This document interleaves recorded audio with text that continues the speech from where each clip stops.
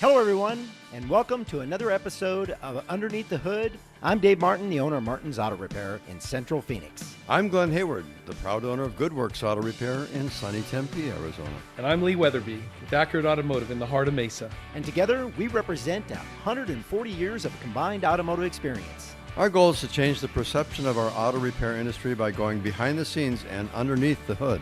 And we hope to share with you what it's like to own a small business and give you a perspective from an insider's point of view. So let's get started. Well, hello, guys. Happy St. Patrick's Day. Well, top of the morning to you, my friends. This is McLee, McDave, and McGlen. We're so glad that you joined us on our podcast today, Underneath the Hood. So, today we're going to start This is what I have to work with. I want you to know that. Say it almost sounds like a They're McDonald's just jealous offering. because they can't do Irish accents. Yeah. Actually, something. my name is Irish. It's Glen, which means from the Glen. So there you go. So I have to be the impersonator impressionist. Okay, so here we go. Today, Glenn, good morning. morning, boys and girls. And, All right, and what are you going to do? What are you going to do, Glenn? You're going to give us a day in history, a right? day in history. That's what I want to make sure. Hey, Would you like me to do it in Glenn, Irish or English? it's St. Patrick's Day. On this You day, choose. St. Patty's Day, March 17, 1948, the Hells Angels, started by the Bishop family in Fontana, California. Wow, How about that? that is pretty cool. Now, Hells Angels have nothing at all to do with, St. Patrick's Day? But it is interesting that they chose St. Patrick's Day, which existed far before 1948, to start the Hells Angels. So Yeah, it has nothing to do with being Irish or Catholic or anything. It's just yeah, not a good thing. yeah. Well, the Hells Angels actually do some good things. You know what I mean? The truth is that, everybody has They something. take out the other rival gangs and Well, eliminate some of the vermin from our society. I'll tell you what, everything that's all good is never all good, and everything that people perceive as all bad is never all bad. This is true. Yeah. There's perspective. like I say, Perspective. Yeah. And so what about the quote of the day? Well, you know what? I've got a great quote because today I'm kind of excited about the topic we're going to be speaking about. Believe it or not, I'm excited about these hats, you guys. I got to be honest with you. You guys look absolutely goofy as all get out, man. You guys, That's the idea. you look good. Keeps And I had people's to have the attention. sequin hat because I'll tell you, this reminds me of my mom. She used to wear sequins on her dresses, and I'll tell you what, the more the merrier. It was fantastic. What kind of dress do you wear? You know what? Sequined. I can't even. No, I got a bad vision. and it's green sequined. See what I have to work with, people? All right. Well, Please don't go home and scratch your eyes out. The quote of the day, I think, is pretty apropos to our topic, which is about mobile repairs versus in-shop repairs. Yeah. And it says, if you're interested, you'll do what's convenient. I believe that. If you're interested, you'll do what's convenient. But if you're committed, you'll do what it takes. Whatever it takes. Yeah, whatever it takes. And I love that because you know what? If it's convenient or if you're interested, it'll be convenient. Well, it's kind of the old saying, if it's easy, sometimes it isn't good. Yeah. Sometimes, Yeah. take a little extra effort, a little bit of extra time. You bet. A little bit harder. And sometimes in the end, it pays off a lot better. You bet. But commitment, man, that's shoving all in. Yeah. So, you're committed. that's all in. Today we're going to talk about mobile repair on your vehicle versus, we expect mobile repair to be done like in our house or, our air conditioning systems. Plumbing, or whatever, yeah. Plumbing and electrical, that kind of stuff. But in the last probably 5 to 10 years and even more recently, it's become more popular is mobile mechanics going around. And I can't even call some of them mechanics because they don't qualify. Right, and I want to clarify one thing here before we start on this podcast is that we're not talking about the heavy trucks, the diesels, the big semis, because those vehicles you end up repairing a lot of times on the side of the road. It's not like you can pick up a semi and you can tow it up the Easily. street. Anybody can do it. Yeah, they can do it, but it's not easy. You got to Well, it remember also they got depends on the weight capacity. right, and they got what they're cargo. carrying. They got cargo in the back, and bet. so those things really they need mobile repairs. And I know 2 or 3 guys that do it, and they do it very well. Yeah. And it's, They become very proficient. it's They're a really certified and trained to do that. Yeah. really good service. That's And what we need to and really say. working on these bigger trucks. I mean, you're not going to take it to your shop and lift it up on a rack anyway, in Right. most cases. Right. So a lot of times you end up working on the ground, whether it's at your shop or whether it's at in a parking lot somewhere else or on the side of the road. So You bet. but we're talking mainly about passenger vehicles, lighter vehicles. Right. And so when it comes to that, we understand, and we talked about this a little bit before the podcast, that it's about convenience more than anything. Because it isn't, in the end, it isn't any cheaper.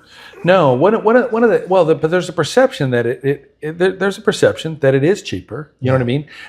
There's a perception that it is as quality or as good as if you were to take it into a shop. There's a perception that, you know what I mean? There's no doubt. I mean, it's an absolute fact that it is convenient because, anytime you can call somebody out to your location, much like somebody doing auto glass, you know what I mean? Is it nice to have somebody come to your site and take care of that while you're still working? Absolutely. You know what I mean? And so listen, I like the idea, you know what I mean, of having mobile service available and convenient. But I would also say that is an interim or in-between type of a service, you know what I mean? If you want to get it done, you want to stay diligent in maintaining your car and getting it, keeping it up to snuff, it's not a bad idea, I think, to go ahead and utilize a mobile guy.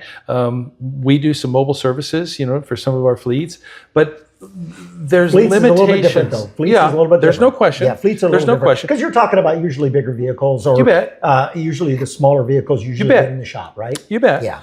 But I mean, there is some restrictions that go along with mobile, and yet there's definitely some positives, you know what I mean, that go along with it, as well as some limitations and restrictions. Well, and Glenn was saying before we got on the air, you were talking about just fluids alone. Absolutely. Now today's modern, let's say even for the last 10 years, weights of oil, types of oil, grades of oil have changed drastically. In my shop alone, I have like 15 different types of motor oil. Motor oil and you have alone. You have to. I have 10 different kinds of transmission fluids here. Yeah. Because if you, as an installer, put the wrong oil or the wrong transmission fluid or the wrong power steering fluid, coolant, especially while the vehicle is under warranty, you have just voided their factory warranty. You bet. You have screwed your customer because you tried to say, one size fits all and everything else like that. It doesn't. So these mobile guys who have, most of them probably don't have any kind of training in that arena. They don't know that if they, the cap says, 530, 1030. Well, I don't have enough of that, so I'm just going to dump, 1030 in a car that uses 030. They can damage that vehicle in a matter of 1,000 miles of driving because the viscosity or the thickness of that oil totally determines how well that engine's going to run, because that oil has to be so thin it's got to run through several camshafts and all of the torturous things that oil goes through these days.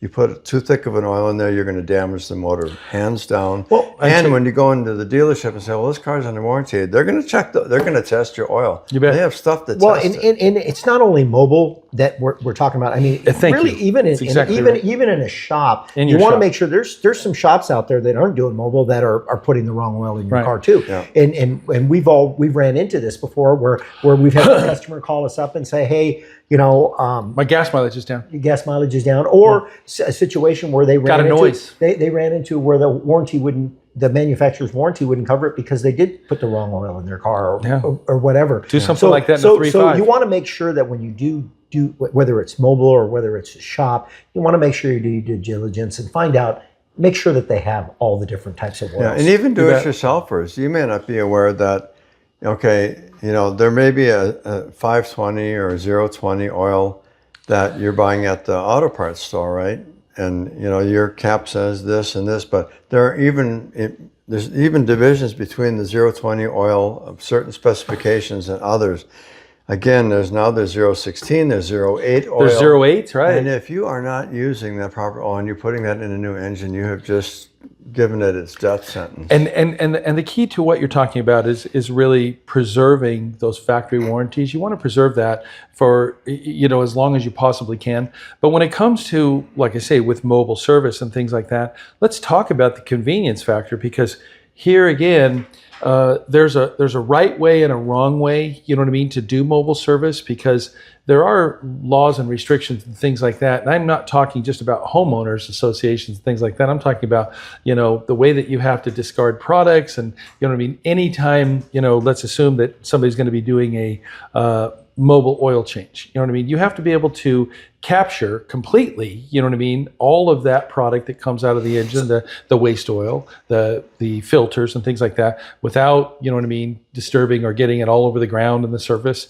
And then you have to be able to capture it, contain it, transport it. You see what I mean? There's a whole liability part of it that goes along with that as well. Right. And the thing of it is I do want to throw the stat out here. According to a market analysis by Motor Intelligence, mobile vehicle repair service marketing size is estimated at, in the US, $4.27 billion in 2025. So that's about 5%. Right. So think about this. It's growing. It is growing. People are getting busy. Think about this, guys. So does your wife go shopping anymore, or do you go shopping to Fry's or grocery store? Do you go in there? Yes. You still do it? Absolutely. Because I'll tell you what my wife does? It's a date. Oh, it's a date. Boy, you're a gentleman. God Almighty. How did you stay married all these years, dude? My wife. We date at the grocery store. Jeez. I don't want to know. Stay out of the freezer aisle. Anyway, so my wife will go online and she will order it. Yeah. She'll drive to a specific lane. Yeah. Park there. Yeah. Call them. They will bring it out and put it in her car for her. Yeah. And so the convenience part of it, and I guess where I was going with this whole thing is the thing of it is we have gotten to the point where everybody's so busy that people are trying to figure out a way to streamline their life to make it easier for them and their families. And sometimes what happens, we think that this is going to help us, right, but in the end, it actually does the opposite. Right. Well, so to your point, just to that point, okay, there's a couple things that I can think of right off the bat, not to be funny, but to be truthful, actually.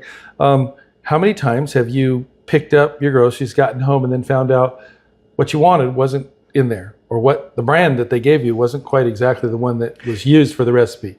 Or did they actually get the product that you had articulated that you wanted? Because I know that has occurred on several occasions. The other thing is, I mean, quite frankly for us, and you ask how we stay married, Dave, that's my opportunity to grab my wife's hand and hold her hand while we're walking through the aisle, and show her off a little bit, and like, hey, you know what? This is good stuff. It's really romantically. It is. I'm telling you, man. You Romance at the grocery store. Next on Oprah. So, hey, some. And then at the end of it, you tell her, "Look, honey, I spent $100 on you today." Yeah. There's a floral section. Yeah. So don't forget to at There we least go. throw a couple roses in the. Yeah, we never skip that equation. section. You know what I mean? Come on now. So back to our mobile mechanic thing. I would probably venture to guess, and I don't think there's any real statistics, but I would say the vast majority of them are people who have never spent a day in a shop class and really learned how to do stuff. It's just something that they learned how to do from their dad, and they change their own oil, and they maybe put spark plugs in their car, and they can do stuff like that. So I thought, well, I'm kind of a tech. I can probably make some money doing a mobile thing because it's the newest thing that's out there. And I'm gonna go back to like one of the things that kind of Dave said too. I want to be careful about that because there's some very qualified technicians as well. There are. You know what I mean? Just like the assumption is, and this is where you got to really be careful. You take a car to a dealer and people go into the dealers and they say, we're going to get the best service because they have the best technicians. Now we know That's not is true. It is true and false all in one fell swoop because you do have some of the most qualified technicians that still serve in the dealers, you know what I mean? But you also have some guys that started yesterday, you know what I mean, that really don't have a big foundation. You have some phenomenal, you know what I mean, technicians in some of the independent repair shops. We have 5 of them in our shop right now. You know what I mean? That I'd put up against anybody and say, hey, listen, let's go ahead and figure out what's going on with cars. But the key to it is we also have some guys that come through and that are starting to learn, you know what I mean? But before we turn them loose, you know, they're getting some education and teaching. When it comes to the mobile guys, there's some very, very qualified men and women and people, you know what I mean, who are serving their community, and they're doing their absolute best, and they've invested into it. And I don't want to discredit, you know, anybody on that regard. But at the same token, they still have limitations. Whether or not they have all the knowledge in the world, like to your point, you can't have all the fluids. Sometimes you can't have all the tools. Sometimes you can't even do all the services that may be required. But if, and this is the biggest little word there ever was, if you have things that are required, let's call safety related items, you know, you find a lower ball joint that's really loose, you know, when you happen to have the vehicle up as you're changing the fluid, you know what I mean? You have to make sure that the customers are alerted to that. I don't know how many of them are doing proper inspections. It's harder to do an inspection. Much harder because it's harder to get all four wheels off the ground. But how many times in your shop have you been working on a car and something's gone south? A lot. Yeah. A lot. It happens, right? So they're out there. The unexpected. They're out there on the side of the road. You bet. Or in a parking lot or in the driveway or wherever. You bet. And something goes wrong. Now you've got a vehicle torn apart. Now you have to get it to a shop because you need a special piece of equipment or whatever that you can't just haul out there. You bet. And then all of a sudden now you've got a vehicle you get torn apart that you got to get into a shop. And they really put themselves at a little bit of a disadvantage, and they need to be really. You need to be really aware of what they can do and what they can't do. I guess that's the key. The expectation needs to be set forward. That's why I was saying in the beginning, you know, they really do serve a good role. I mean, I would say I'm in favor, you know what I mean, of convenience because, listen, I want things the way I want it. You know, we're all the same way. You know what I mean? I think Sinatra sings a song about that, right? I want it my way or whatever, right? And you know, and then since we're on that topic, let's just kind of reverse here a little bit and say one thing. What would you say, what would either one of you say that they can do out on the road and what they shouldn't do on the road or can't do on the road? Well, when it comes, as far as what they can do, they can do a very, very good visual type of inspection. They can probably do a belt, you know what I mean? They can probably service a hose, you know what I mean? They can probably do something of that nature. They probably, if they're qualified, they can probably, you know, check a check engine light to find out, you know what I mean? What kind of problem, you know what I mean, is going on in the vehicle. I'm not necessarily convinced that they could service it, you know what I mean? But at least they could give some information as to say you need to go directly, you know what I mean, to your service facility, or this is something that you may have a little bit of time. Probably do a quality oil change. What would you say, Glenn? Check air I would say probably tires. something along those lines, you know, because I mean, there's guys who say they do brake jobs or whatever, but yeah, I don't know that I trust that. To what degree, you know, are they doing it? You know, if you have, you know, disc brakes in the front and you have, you know, regular drum brakes in the back. Are they adjusting those brakes? Are they taking the drums off to see if they're grooved or whether they're worn? You can't see through the drums. You have to take the drums off. And sometimes they're a pain in the neck because they haven't been taken off for so many years that they're rusted to the axle, and you can't get them off very easily. So, you know, and then they have to be adjusted. Sometimes the adjusters are either stripped or they're so they have to be taken off and lubricated in order to adjust the brakes. So when you do a brake job, you got to do, even though you're only replacing one side, you still have to check the other ones. And if it's 100%. disc and drum, if those are out of adjustment, you're going to wear through your brakes faster. The new brakes you just put on, you're going to be fixing them again under warranty if the rear ones aren't adjusted. Yeah. Well, and to your point, you know, the thing of it is all the things you guys said is I agree with. And the thing of it is one of the biggest things is the inspection part of it, the safety part of it, to making sure your vehicle's safe to be on the road. And another thing, speaking of safety, guys, think about this.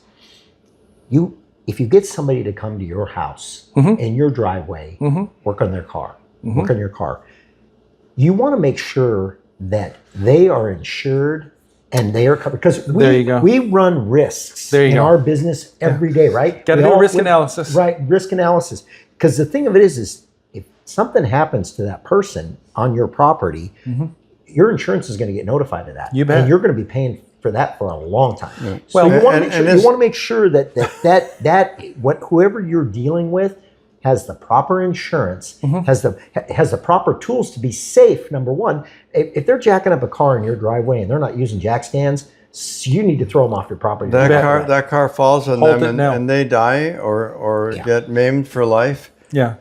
That's on you. 'Cause Well, you know. and a lot of it was what I was going to talk about, and that's environment. All right, because let's say they come to a place of business, because this would happen, and as we've been asked before, that if we would go into a place of business, and that way you could do multiple vehicles, you know what I mean, for the people. And I said, is there an area, that could be sectioned off so that the environment would be safe, you know what I mean, for the technician to operate and work? Because once again, you don't want people walking around. It's much like if you've ever been to a race at a raceway. Even if you get to go into the pits, you don't get to go into the areas where the cars and stuff are, where they're being worked on.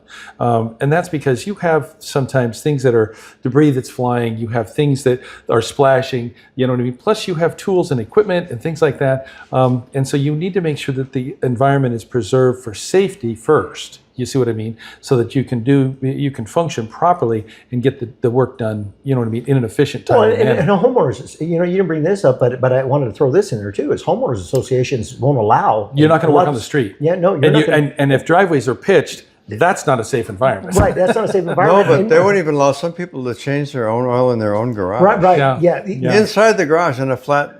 So it depends on your CC&Rs. Why? You better read those before you get somebody out there. Oh, you bet. Because to the point earlier, there's a lot that goes into it. And if something happens, something goes wrong, and end up spilling a bunch of oil in your driveway, getting oil out of concrete is not easy. No, it's not. Well, see, and this is why It costs you 3 times what it costs you to have your oil changed. Oh, you bet. You guys, if you can get it out of it at all. We do no independent one-on-one focus, go to a customer's house type of a mobile service. I know they're out there. I know that a lot of companies were trying it. Ford was working with it for a while. Mercedes was doing it for a little while. A couple dealerships in town are doing it. They're trying it. Yeah, they're trying it. And they're trying it cross country. The thing of it is, I don't know the reporting that's come back on that. We discourage that for the reasons that you just talked about, but also because listen, guys, we have the ability to just say, look, if you want convenience, we'll be there to pick up your car. We'll drive it in. We'll There's take other ways care of to handle it. and we will get it back to you,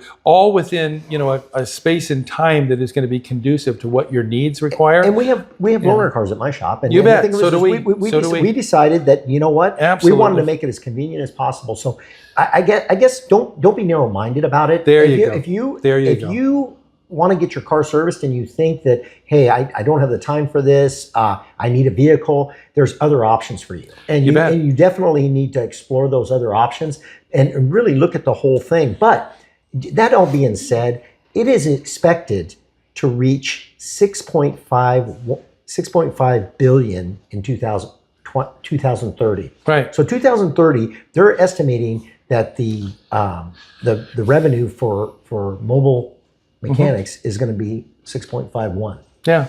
So think about that, and that's according to the Motor Intelligence. It's a growing industry. It's a growing thing, and I think it's back it's back to the point of my analogy with the groceries. Yeah. You know what I'm saying? Yeah. It's back to that. Yeah.